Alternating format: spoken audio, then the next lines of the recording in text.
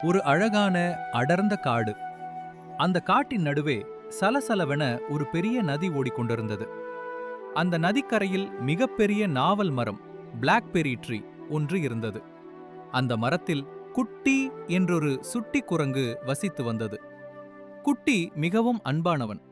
தினமும் அந்த மரத்தில் உள்ள இனிப்பான நாவல் பழங்களை பறித்து சாப்பிட்டு மரக்கிளைகளில் தாவி தாவி மகிழ்ச்சியாக வாழ்ந்து வந்தான். அந்த நதியில் கருப்பன் என்றொரு முதலை வாழ்ந்து வந்தது.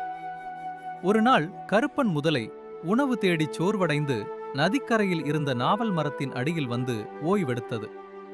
மரத்தின் மேலிருந்த குட்டி குரங்கு முதலையை பார்த்து பரிதாபப்பட்டு சில சுவையான நாவல் பழங்களை பறித்து கீழே போட்டது. பழங்களை சாப்பிட்ட கருப்பன் முதலைக்கு மிகவும் மகிழ்ச்சியாக இருந்தது.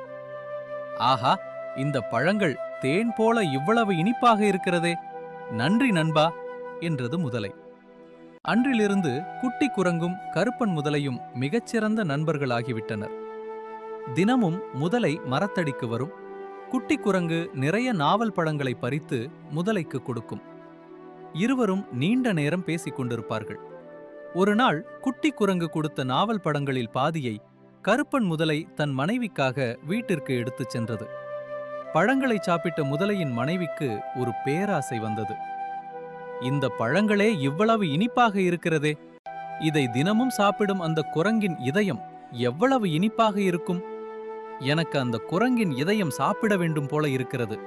உடனே அவனை கூட்டிக் கொண்டு வா என்று பிடிவாதம் பிடித்தது. கருப்பன் முதலைக்கு தன் நண்பனை கொல்ல மனமில்லை. ஆனால் மனைவியின் பிடிவாதத்தை தாங்க முடியாமல் தன் நண்பனுக்கு துரோகம் செய்ய முடிவெடுத்தது. மறுநாள் கருப்பன் நதிக்கரைக்கு சென்றது. குட்டி குரங்கிடம், நண்பா, நேற்று நீ கொடுத்த பழங்களை என் மனைவி சாப்பிட்டாள். அவளுக்கு மிகவும் பிடித்துவிட்டது. உனக்கு நன்றி சொல்ல இன்று எங்கள் வீட்டிற்கு உன்னை விருந்துக்கு அழைத்திருக்கிறாள். வா, என் முதுகில் ஏறிக்கொள், நான் உன்னை அழைத்துச் செல்கிறேன் என்று அன்பாக பேசுவது போல நடித்தது. முதலையின் வஞ்சகத்தை அறியாத குட்டி குரங்கு சந்தோஷமாக முதலையின் முதுகில் ஏறிக்கொண்டது. முதலை நதியின் நடுவே ஆழமான பகுதிக்குச் சென்றதும் குட்டிவிடம் உண்மையைச் சொன்னது.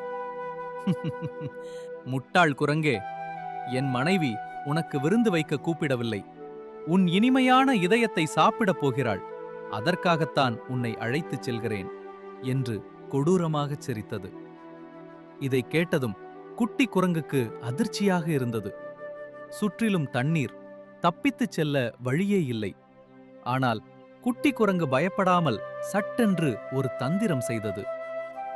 ஐயோ நண்பா, இதை நீ கரையிலேயே சொல்லியிருக்க கூடாதா? நான் தினமும் நதியில் குளிக்கும்போது என் இதயம் நனைந்துவிடும் என்று அதனை நாவல் மரத்தின் பொந்துக்குள்ளேயே பத்திரமாக வைத்துவிட்டேனே. நீ என்னை திரும்பவும் மரத்தடிக்கு கொண்டு செல். நான் என் இதயத்தை எடுத்துக் கொண்டு வருகிறேன் என்று மிகவும் சாதாரணமாக கூறியது. முட்டாள் முதலையும் குட்டி குரங்கு சொன்னதை உண்மை என நம்பியது.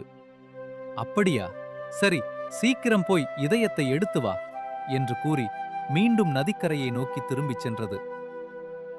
நதிக்கரை வந்தவுடன் முதலையின் முதுகிலிருந்து சர் என குதித்த குட்டி குரங்கு வேகமாக நாவல் மரத்தின் உச்சிக்கு ஏறிச் சென்றது.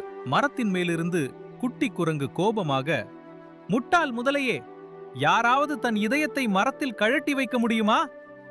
உன்னை நல்ல நண்பன் என்று நினைத்தேன். ஆனால் நீ எனக்கு துரோகம் செய்ய நினைத்தாய். இனிமேல் நீ இங்கு வரவே கூடாது. உனக்கு இனிப்பான நாவல் பழங்களும் கிடையாது என்று சத்தமாக கூறியது. முதலை தன் முட்டாள்தனத்தையும் பேராசையையும் நினைத்து வெட்கப்பட்டு தலை குனிந்தபடியே நதிக்குள் சென்றது. புத்திசாலி குட்டி குரங்கு தன் உயிரை காப்பாற்றிக் கொண்டு மகிழ்ச்சியாக வாழ்ந்தது. நீதி: ஆபத்து வரும்போது பயப்படாமல் புத்திசாலித்தனமாக செயல்பட்டால் எதிலிருந்தும் தப்பிக்கலாம். நண்பர்களுக்கு ஒருபோதும் துரோகம் செய்யக்கூடாது. இந்த வீடியோ பிடித்திருந்தால் லைக் செய்யவும், இது போன்ற வீடியோ கண்டு மகிழ லிட்டில் ஸ்டோரீஸ் தமிழை சப்ஸ்கிரைப் செய்யவும்.